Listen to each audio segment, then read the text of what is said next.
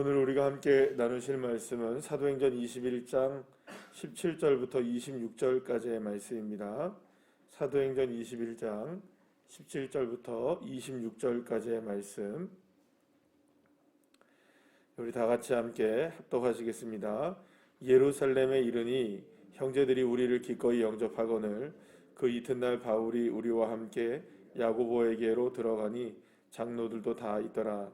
바울이 무난하고 하나님이 자기의 사역으로 말미암아 이방 가운데서 하신 일을 낱낱이 말하니 그들이 듣고 하나님께 영광을 돌리고 바울더러 이르되 형제여 그대도 보는 바에 유대인 중에 믿는 자 수만 명이 있으니 다 율법의 열성을 가진 자라. 내가 이방에 있는 모든 유대인을 가르치되 모세를 배반하고 아들들에게 할례를 행하지 말고 또 관습을 지키지 말라 한다 함을 그들이 들었도다. 그러면 어찌할꼬 그들이 필연 그대가 온 것을 들으리니 우리가 말하는 이대로 하라. 서원한 네 사람이 우리에게 있으니 그들을 데리고 함께 결례를 행하고 그들을 위하여 비용을 내어 머리를 깎게 하라. 그러면 모든 사람이 그에게 대하여 그대에 대하여 들은 것이 사실이 아니고 그대도 율법을 지켜 행하는 줄로 알 것이라. 주를 믿는 이방인에게는 우리가 우상의 제물과 피와 목매어 죽인 것과 음행을 피할 것을 결의하고 편지하였느니라 하니 바울이 이 사람들을 데리고 이튿날 그들과 함께 결례를 행하고 성전에 들어가서 각 사람을 위하여 제사 드릴 때까지의 결례 기간이 만기된 것을 신고하니라. 아멘. 할렐루야. 드디어 사도 바울은 예루살렘에 도착하게 됩니다. 예루살렘에 도착한 사도 바울은 야고보와 장로들을 만나게 되고 그동안 있었던 선교 여행을 통해서 어떤 역사가 있었는지, 또 어떻게 이방인들에게 복음의 역사가 일어나게 되고 그곳에 예수를 믿는 사람들, 그리고 또 교회가 세워지게 되었는지, 또 그곳에서 어떠한 기적과 많은 복음의 역사가 일어났는지에 대해서 그들에게 하나하나를 아뢰게 되고 또 보고를 하게 됩니다. 이 일로 인하여서 예루살렘의 교회는 크게 기뻐하게 되었고 복음의 전진이 그토록 놀랍게 일어난 것에 대해서 하나님께 모두가 다 영광을 돌리게 됩니다. 그런데 야고보는 이런 얘기를 합니다. 유대 땅에서도, 그러니까는 지금 예루살렘에서도 유대 땅에서도 놀라운 역사들이 일어나고 있다. 계속해서 부흥의 역사가 일어나서 유대인들도 수만 명이 지금 예수님을 믿고 또 하나님의 자녀가 되어지는, 그러니까 이미 하나님의 자기들은 자녀였지만 누구를 통하여 하나님을 믿게 됩니까? 이제 예수님을 정말로 믿게 되는 그런 사람들이 수만 명이 늘어나게 되었다라는 이야기를 함께 나누게 됩니다. 자, 그런데 여기에서 이제 그 야고보는 한 가지 이야기를 합니다. 지금 유대 땅에서 예수님을 믿게 된 그 사람들은 이미 여러분들 어떤 사람들일까요? 다 이미 난 이후로부터 할례를 다 받은 사람들이겠죠. 왜냐하면 유대 땅에 살고 있었던 유대인들이니까. 그렇기 때문에 그들은 어렸을 때부터 무엇을 보고 배우고 자랐을까요? 모세 오경을 배우고 자랐고, 또 모세의 율법을 지키며 자랐고, 또 모세의 율법을 자기 자신 스스로들이 다 행하면서 지금까지 자라왔던 사람들이기 때문에 오늘 본문에서도 말하는 것처럼 이 수만 명의 유대인들 개종자들, 그러니까 예수님을 믿게 된 사람들은 모두가 다 율법에, 그러니까 모세 오경과 율법에 굉장히 열성을 가진 사람이다라고 이야기를 합니다. 그 열성을 가진 사람이라는 것은 어떤 의미를 가지고 있을까요? 이들은 예수님을 믿어도 반드시 무엇을 해야 된다고 생각하는 걸까요? 율법을 지키고 그래야 그것이 하나님의 자녀로서 그게 반드시 옳은 것이라는 생각을 가지고 있는 사람들이었던 겁니다. 만약에 할례를 받지 않고 율법을 지키지 않는다면 예수님을 믿어도 그거는 하나님의 자녀가 되는 모습이 아니다라는 것을 그들이 이제 생각을 하고 있었던 거죠. 왜냐하면 그들은 모두가 다 뭘 했던 겁니까? 이미 다 예수님을 믿기 이전부터 할례를 행했고 또 하나님의 자녀라는 자신의 스스로들의 정체성을 이미 다 갖고 있었던 사람들이었고, 또 모세의 율법을 지켜야만 된다는 생각을 갖고 있었기 때문에 그들은 예수님을 믿는 것은 거기에 하나를 덧붙이는 것 같은 이런 그 생각을 하고 있었던 사람들이었기 때문에 율법의 중요성을 그 누구보다도 주장을 하고 있었습니다. 그런데 이에 이제 야고보는 한 가지 제안을 합니다. 어떤 제안을 하느냐? 지금 사도 바울 이렇게 바울이 이방인 사회에서 복음을 전하면서 했던 이야기들이 지금 이미 이 유대 땅에 있는 그 개종된 예수님을 믿게 된 유대인들이 다 소식을 듣고 있었다는 거죠. 이미 어떤 소식을 듣고 있었느냐? 이방인들에게 할례를 행하지 않아도 된다. 모세의 율법을 더 이상 그 모든 율법을 온전하게 지키지 않아도 된다. 뭐 이런 식으로 이제 전했다는 것을 알게 되니까 그들은 이제 마음속에 바울에 대한 반감이 있었던 겁니다. 아니 왜 하나님의 자녀가 되는데 우리들과 같이 똑같이 할례를 받아야 되는데 왜 할례를 받지 않게 하냐? 어떻게 그것이 가능하냐 하면서 반감이 바울에게 있었던 것이죠. 그리고 이 반감이 있는 것을 가만히 두면은 이 바울이 위태로울 수 있다는 겁니다. 지금까지 이방인 사회에서 복음을 전한 것이 그 평가가 절하될 수도 있고 또 앞으로도 계속해서 복음을 전해야 되는 상황인데 괜히 이 일로 인하여 불미스러운 일이 생기게 된다면 앞으로 복음을 전하는 일에 어려움이 생길 수도 있으니까 이제 야고보 선생은 이 사도 바울에게 한 가지 제안을 하게 됩니다. 그래서 어떤 제안을 하게 되느냐? 지금 유대인의 결례대로 이렇게 정결법에 따라서 정결하게 하는 과정들을 거쳐야 될 사람들이 몇몇 사람들이 이제 그 자원한 사람들이 있으니까 그 사람을 데리고 가서 머리를 깎고 그리고 이제 결례를 지켜서 이 모든 것들의 율법을 누가 지키는 것을 직접 보여줘라. 당신이 바울이 지키는 것을 보여줘라. 그러면 그들이 어떻게 생각할 거냐? 이제 지금 그 율법에 대해서 굉장히 반감을 갖고 있을 것이라고 생각하고 있는 이 바울이 자기 자신 스스로가 무엇을 지키고 있는 사람이다. 자신도 유대인이기 때문에 유대인의 결례, 그러니까는 율법을 지키는 자라는 것을 사람들한테 이렇게 보여주게 되면 오해를 하지 않을 거 아니냐. 그러니까 당신이 그래서 스스로가 율법을 지키는 것을 사람들한테 보여줘라. 그러면 사람들이 당신을 향한 반감을 누그러뜨리게 될 것이고 이 일로 인하여서 유대인들도 그러면 그렇지 바울이 이렇게 율법을 어길 리가 없어. 모세의 율법을 정말로 지키지 말라고 이야기할 리가 없지. 그도 율법을 지키는데 그러면 그렇지라고 생각을 하게 될 테니까 그렇게 되면 지금에 있었던 유대인 중에 예수님을 믿게 되었던 수만 명의 사람들도 사도 바울 당신을 존경하고 계속해서 복음의 사역에 함께 하나가 될 것이다 라고 이야기를 하게 된 것이죠. 그러니까 절충안을 찾게 된 거죠. 야고보는 그럴 수밖에 없었던 것이 지금 유대 사회에서 계속 있었잖아요. 그러니까 유대 사회 안에서 계속해서 복음을 전하고 있었기 때문에 그들이 얼마나 율법에 대해서 중요시 여긴 것을 분명히 알고 있었던 것이고 사도 바울은 다른 이방인 사회에서 지금 계속해서 복음을 전했기 때문에 그것에 대해서 아직까지 그 분명한 이게 충돌이 물론 그 사도 바울이 복음을 계속 전하면서 계속 유대인들이 사도 바울을 죽이려고 했던 그런 일들이 계속 있었지만 이런 것들 통하여서 야고보 사도는 그래도 지금 유대 사회에서 예루살렘에서 이 사람들을 누그러뜨려야 되기 때문에 이 절충안을 찾게 되었던 것이죠. 자, 그런데 여기에서 사도 바울이 두말하지 않습니다. 두말하지 않고 야고보 선생의 그 말에 따릅니다. 그래서 그렇게 하겠다 하면서 오늘 본문에 보게 되면 사도 바울이 직접 뭘 합니까? 가서 유대인의 결례에 따라서 신고를 하고 본인 스스로가 결례를 지키는 모습을 보여주고 이제 이 모든 것들이 끝날 때까지 이제 기다리고 있게 되는 것을 보게 됩니다. 아마도 사도 바울은 그랬던 것 같습니다. 자신의 사역이 여기서 중단되는 것보다는 오히려 이 일을 통하여서 유대 사회에서도 지원을 받고 또 그래서 앞으로 나아가면서 계속해서 이방인들에게 복음을 계속해서 전하려면 달리 방법이 없을 것이라는 생각을 하게 되고 그렇게 타협을 하게 되는 것을 선택했던 것 같습니다. 자, 그러면 일이 잘 끝났어야 되잖아요.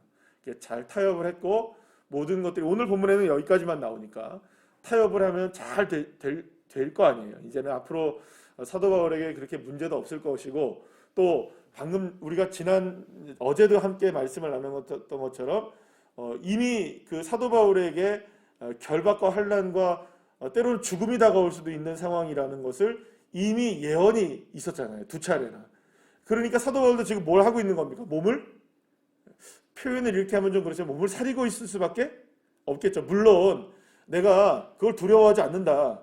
분명하게 주님이 원하시는 주님의 뜻대로 이루어지길 원한다라고 고백은 했지만 지금 예루살렘이 막상 도착해 오니까 분위기가 심상치가 않은 것을 감지를 했잖아요. 그러면 거기에 대해서 이렇게 절충안을 하고 타협을 해서 지내게 되는 것을 우리가 사도 바울도 결정을 합니다.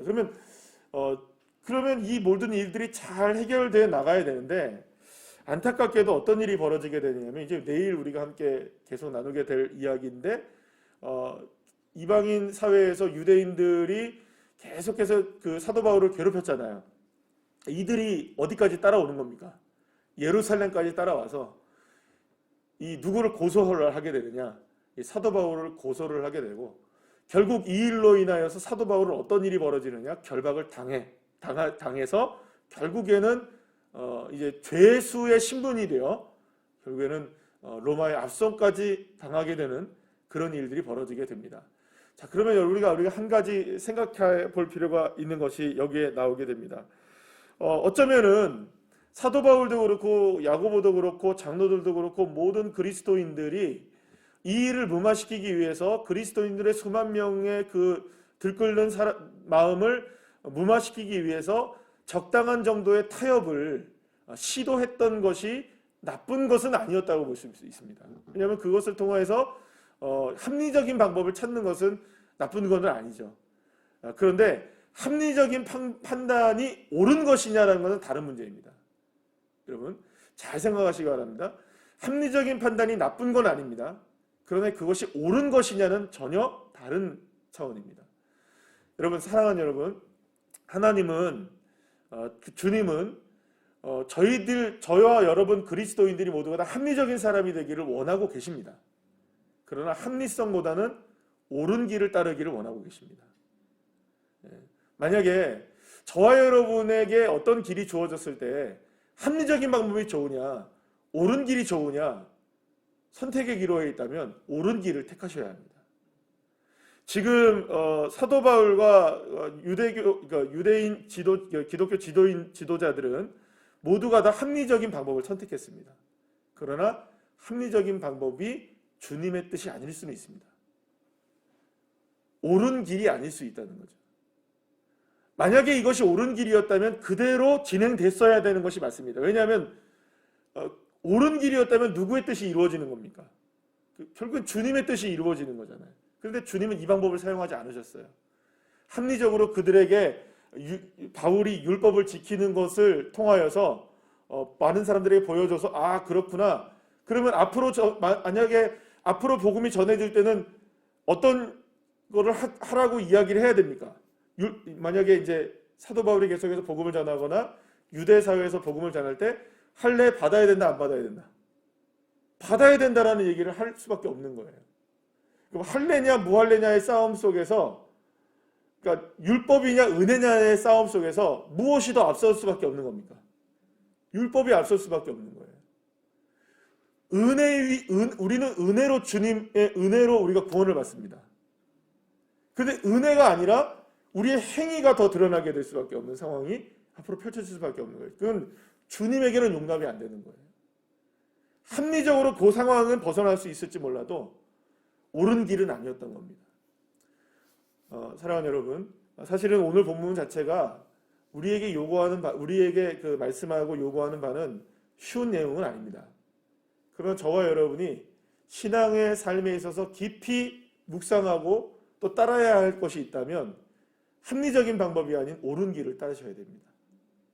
우리는 그 싸움을 하고 있는 겁니다. 내가 생각할 때 이렇게 하면 되겠지라는 생각을 할 때가 있습니다. 이 정도면 되겠지. 이 정도면 적당하게 이것도 하고 저것도 할 수 있겠지. 합리적으로 그게 훨씬 더 나을 수 있습니다.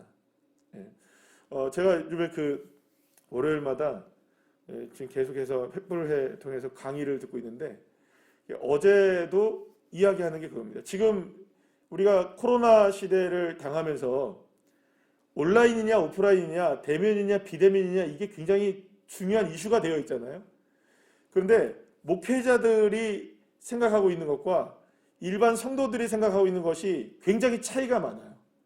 비근한 예로 뭐가 있냐면 통계 자료로 다 나오게 되는 것을 이게 보게 되었는데 어떤 것이냐면 일반 성도님들이 이 팬데믹 이후에 코로나 이후에 교회가 가장 힘써야 되는 부분이 뭐냐라고 물었을 때 일반 성도들은 온라인 상에서 예배를 어떻게 하면 더 잘 드리는가에 대해서 더 중점을 교회가 둬야 된다라는 것에 훨씬 더 많은 생각들을 성도들이 하고 있어요. 그런데 목회자들은 어떤 생각을 하고 있냐면 예배가 현장에서 예배가 어떻게 하면 빨리 회복될 수 있을까를 고민하고 있다는 거예요. 두 개가 달라요. 조금씩. 같은 내용인 것 같은데 좀 달라요. 그런데 또 통계 자료가 나왔는데 어떤 통계 자료가 나왔느냐? 지난 1년 동안 2020년 1년 동안 성도들의 신앙의 성장에 대한 부분을 설문조사를 했는데 이런 내용이 나왔어요. 어떤 내용이 나왔느냐? 교회에서 현장 예배를 드린 사람과 온라인 예배를 드린 사람하고의 신앙의 성장을 스스로에게 질문을 했어요. 그랬더니 현장에서 예배를 드렸던 사람들의 신앙심이 더 깊어졌다고 얘기하는 사람과 온라인으로 예배를 드린 사람들이 더 신앙심이 깊어졌다고 얘기하는 사람 차이가 너무 현격하게 차이가 나요. 온라인으로 예배를 드렸을 때 신앙이 깊어졌다고 하는 사람들은 불과 10%도 안 돼요. 이게 무슨 얘기냐? 성도들은 계속해서 무엇의 확대를 요구하고 있습니까? 온라인 예배에 확대를 요구하고 있으나 신앙은 떨어지고 있는 거예요. 계속. 여러분 이게 무슨 이야기일까요? 온라인 예배와 오프라인 예배, 혹은 대면 예배, 비대면 예배 이런 식의 예배 중에 가장 좋고 합리적인 방법을 찾는 것이 지금 사실은 온라인과 오프라인 예배의 병행이든지 이런 얘기를 합니다. 또 상황이 안 되면 여러분 우리는 온라인 예배, 비대면 예배를 드려야 되는 상황입니다. 그러나 모든 예배에 있어서 교회의 본질에 있어서 온라인과 오프라인은 합리성을 따지는 이야기지. 특히 온라인의 예배는 합리적인 방법을 찾는 방법이지 옳은 방법이 아닐 수는 있다는 거예요. 짧은 시간 안에 제가 이걸 다 설명을 드리기가 어렵지만 제가 어제 그 데이터와 그런 강의를 제가 들으면서 그 생각을 했어요. 아, 그렇구나. 이 시대가 이렇게 우리가 흘러가면서 많은 경우에 우리는 시대에 맞게, 환경에 맞게 합리적인 방법을 택하는 것이 괜찮아 보이고 그것도 그렇게 가야 하는 것이 또 시대적인 흐름에 맞는 것일 수는 있습니다만 그렇다고 해서 우리의 본질을 잃어버려서는 안 된다. 우리의 신앙의 본질을 잃어버려서는 안 된다. 옳은 길을 놔두고 합리성만 따져서도 안 된다. 사랑하는 여러분, 이것을 저와 여러분의 삶 속에서도 적용해 보셔야 됩니다. 수많은 시간 속에, 사건들 속에, 상황들 속에 우리가 놓여져 있을 때 많은 경우 우리는 더 괜찮은 방법과 합리적인 방법을 선택하려는 경향들을 갖고 있습니다. 그래서 여러분, 저와 여러분이 신앙을 가지고 적어도 생각을 합니다. 이 새벽에 나와서 하나님 앞에 기도하는 저와 여러분들이라면, 그리고 또 새벽 예배를 함께 드리는 사람들이라면, 그리고 또 주님 앞에 말씀으로 큐티로 말씀을 묵상하는 성도들이라면, 그리스도인들이라면 반드시 기억해야 할 게 있습니다. 합리적인 길이 아무리 좋아 보여도 비록 좁은 길이 있고 좁은 문이 있다 할지라도 그 길이 옳은 길이라면 저와 여러분은 그 길을 걸어가야 됩니다. 주님이 원하시는 길. 그래서 사도 바울이 고백을 했잖아요. 우리 사도 바울을 기도했던 사람들도 고백했잖아요. 주님의 뜻이 이루어지이다. 옳은 길을 걸어가겠다는 겁니다. 사도 바울도 교회의 지도자들도 성도들도 모두가 다 옳은 길이 아닌 그저 지금의 상황을 벗어나려고 하는 그런 선택을 하게 됐을 경우에 그대로 흘러가지 않았어요. 어쩌면 우리에게도 이 시대 속에서 주님이 원하시는 게 무엇일까를 깊이 있게 고민하셔야 됩니다. 하나님이 나에게 원하시는 옳은 길은 무엇인가? 내 신앙적으로, 내 삶 속에서 내가 지금 뭘 택해야 되는가? 어떤 길을 걸어가야 되는가? 지난 수요 예배의 말씀으로 제가 말씀을 드리면 조금이라도 더 주님의 뜻에 가까운 그곳에 우리가 있어야 됩니다. 조금이라도 헌신할 수 있는 그곳에, 순종할 수 있는 그곳에 우리가 그 길을 걸어가야 되는 것이죠. 그런 믿음의 자녀들 한 사람 한 사람이 되어 옳은 길 걸어가시는, 그래서 진리의 길을 따라 순종해 나가셔서 열매 맺게 되시는 주의 자녀들 한 분 한 분 다 되시기를 간절히 축복합니다. 기도하시겠습니다.